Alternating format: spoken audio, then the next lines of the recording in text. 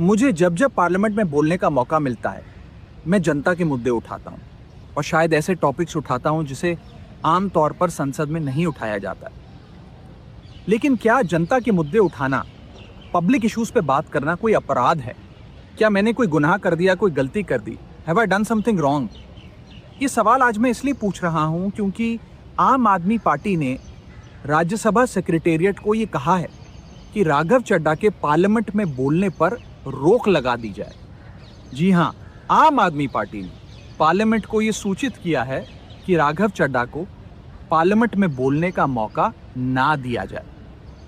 अब भला कोई मेरे बोलने पर रोक क्यों लगाना चाहेगा? मैं तो जब बात करता हूँ देश के आम आदमी की बात करता हूँ।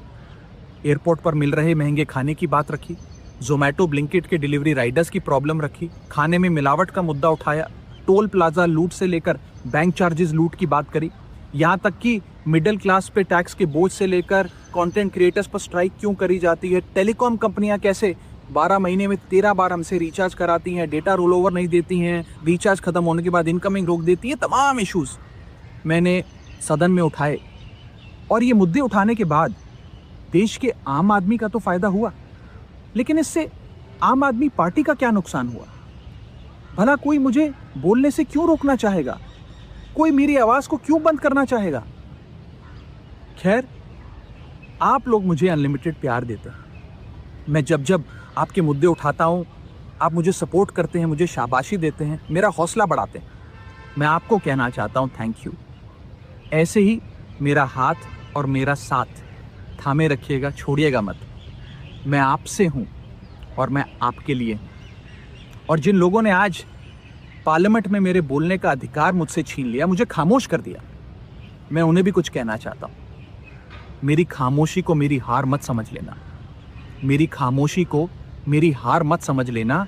मैं वो दरिया हूं जो वक्त आने पर सैलाब बनता। इस मेहनत के बावजूद मिडिल क्लास गरीब हो रहा है, अमीर नहीं हो रहा। जितने डेटा का पैसा हमसे लिया जाता है उतना डेटा हमें यूज करने दिया जाए, वो एक्सपायर ना हो। ये हमारे मेहनत के पैसे से खरीदा गया डेटा है। Sir, I demand in this August house to make paternity leave a legal right in India. Sir, third मेरा प्रपोजल है no bank charges for not maintaining minimum account balance. खाने में खतरनाक मिलावट का मुद्दा, फूड अडल्ट्रेशन का। सर, आज मैं प्री पेड प्लान के जो मोबाइल यूजर्स हैं उनकी ओर से दो समस्याएं उठाना चाहता हूं। सर, पहली समस्या है कि रिचार्ज खत्म होने के बाद आउटगोइंग के साथ साथ इनकमिंग कॉल का भी बंद होना। दूसरी समस्या जो टेलीकॉम ऑपरेटर का 28 दिन का मंथली रिचार्ज। इस जीवन में दो ही चीजें निश्चित हैं, डेथ यानी कि मृत्यु, और दूसरा है टैक्स। 1 kg अगर एक्सेस बैगेज हो जाए तो फ्लाइट आपसे हजारों रुपए का किराया वसूलती है, लेकिन कई घंटों के डिले के लिए क्या फ्लाइट हमें कॉम्पनसेट करती है? इंडियन पेपर लीक हमने देखा, देश भर में देखा कि कैसे पेपर लीक हुए, क्या उसमें माफियाओं का राज रहा और कैसे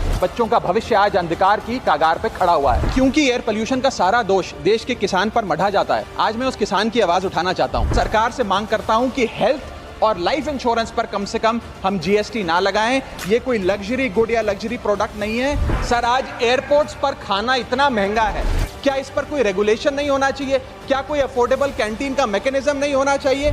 सर, मैं बात कर रहा हूं जोमेटो और स्विगी के डिलीवरी बॉयज की। सर, आज मैं इनका दर्द इस सदन में रखना चाहता हूं और ये 10 मिनट की डिलीवरी का जो जुल्म है इसे समाप्त करना चाहिए। कहीं कैशलेस इलाज अचानक मना कर दिया जाता है, महीनों तक फाइल लटकाई जाती है, रीइंबर्समेंट नहीं मिलता।